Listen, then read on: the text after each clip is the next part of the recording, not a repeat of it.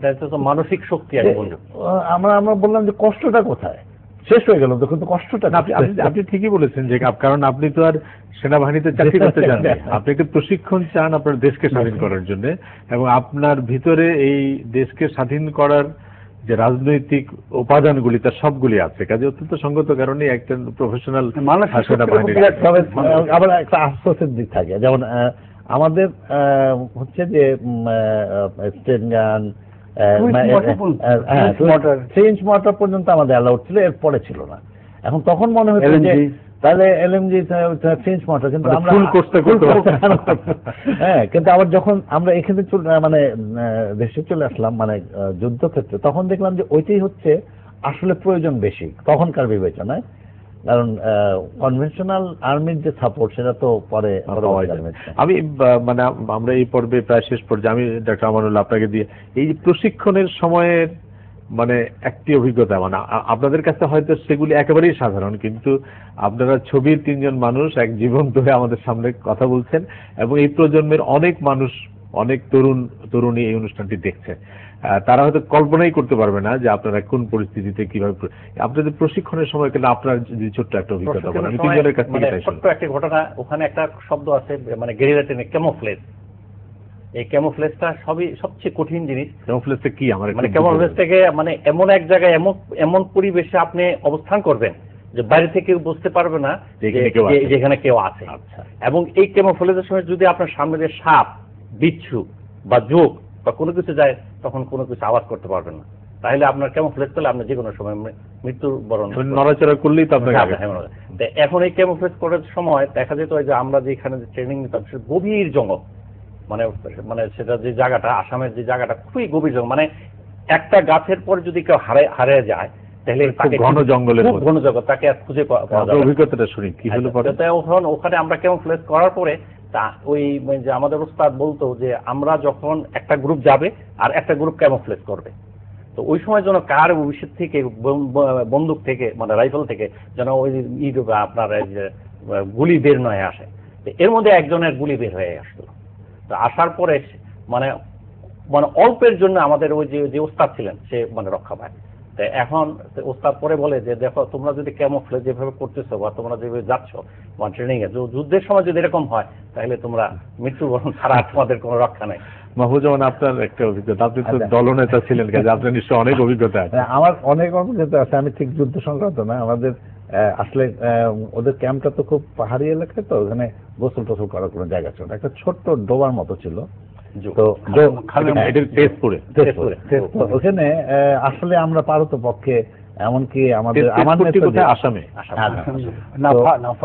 আমার সাথে ওই গোলাম মর্তুজা খান ইঞ্জিনিয়ার, উনি অবশ্য মারা গেছেন অ্যাক্সিডেন্ট। তো মর্তুজা ভাই এমন ছিলেন যে উনি বুটও খুলতেন না, কারণ আবার সকালে তো পড়তেই হবে, কাছে কেন খুলবো। তো ওইখানে আমাদের গোপালগঞ্জের আবু হাসান ভাই একদিন বলতেছে যে মাহবুব ভাই এখন আমি কি করব, কারণ উনি মানে শখ করে গোসল করতে নামছে, এখন চারিদিকের থেকে যোগ ধরছে, বড় বড় যোগ এগুলো, এবং যোগগুলো আস্তে আস্তে মোটা হচ্ছে, মানে রক্ত। তো আমরা প্রথমে এই হলো যে লবণ দিলে যোগগুলো পড়ে যায়, তো লবণও এখানে কোথায় পাবো। তো পরে আমরা যেটা করলাম যে আচ্ছা ঠিক আছে, আমরা আস্তে আস্তে খুব চেষ্টা করতে থাকি যোগগুলো আবার সাধারণত হচ্ছে যোগের রক্ত খাওয়া শেষ হয়ে নিজে পড়ে যায়, কাজে আমরা ওটুকু সময় দিলাম। তো তাতে যে এক ধরনের তার এটাও হলো, এটা পরে থেকে আমরা আর ওই গোসল করার শখটা থেকে আমরা যে একটু ছোট ছিলাম, আমরা কিন্তু মাহমুদের মতো যোগকে ভয় পাইনি। আমরা কোথাও ঝুম করে লাভজন ঝুম করে উঠতাম যোগের, আর এটা একটা বিভৎস ইয়ে ছিল একটা। আমার আর একটু মজার ঘটনা আছে, একটু স্যাড ঘটনা আছে। আমি মর্তুজা ভাইয়ের কথা বললেন, যে একটু বলেন। মর্তুজা ভাই ছিল আমাদের স্কোয়াডের যে ছোট্ট স্কোয়াড, সেই স্কোয়াডেরও নেতা ছিলেন।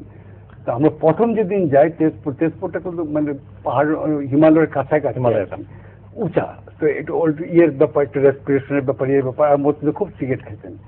তো প্রথমেই আমাদের মাঠের মধ্যে নামাই যেটা করলো, আমাদের ওই লিডারটার সাথে মানে একটা চক্কর মারলো মাঠের মধ্যে। আর মাঠটা এত বড় মাঠ, আমি ছোটবেলায় যে তেপান্তরের গল্প যে শুনছিলাম, তেপান্তরের মাঠ, ওটাকে দেখে মনে হতো তেপান্তরের মাঠ, এত বড় মাঠ, চক্কর মাঠ।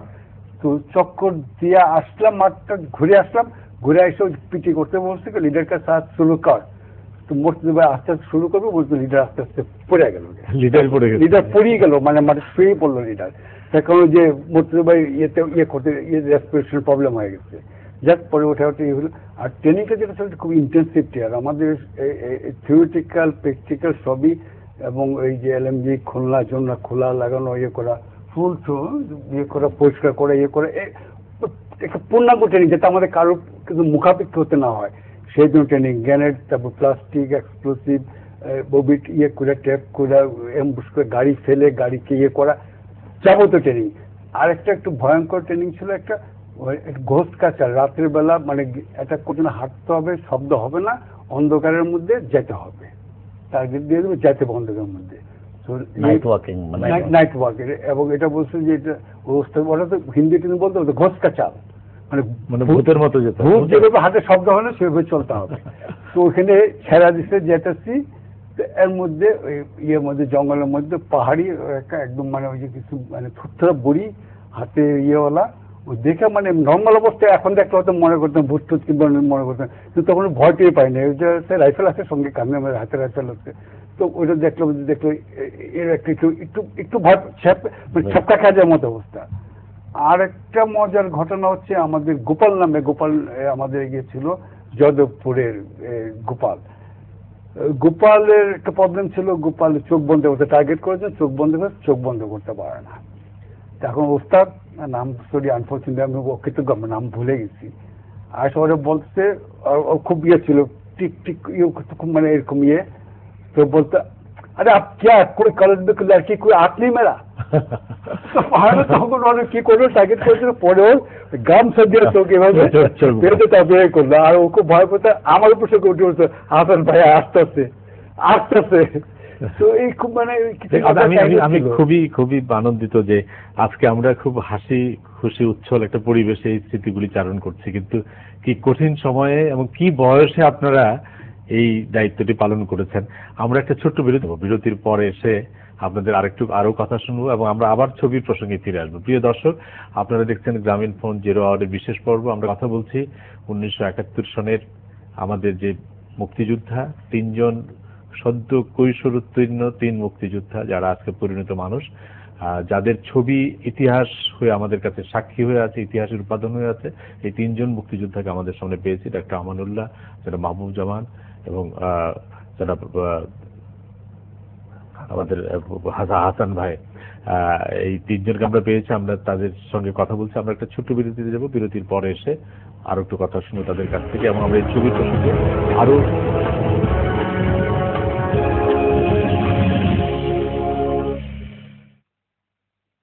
ক্রিস্টাল টিভি কল্পনাকে ছুঁয়ে দেয়।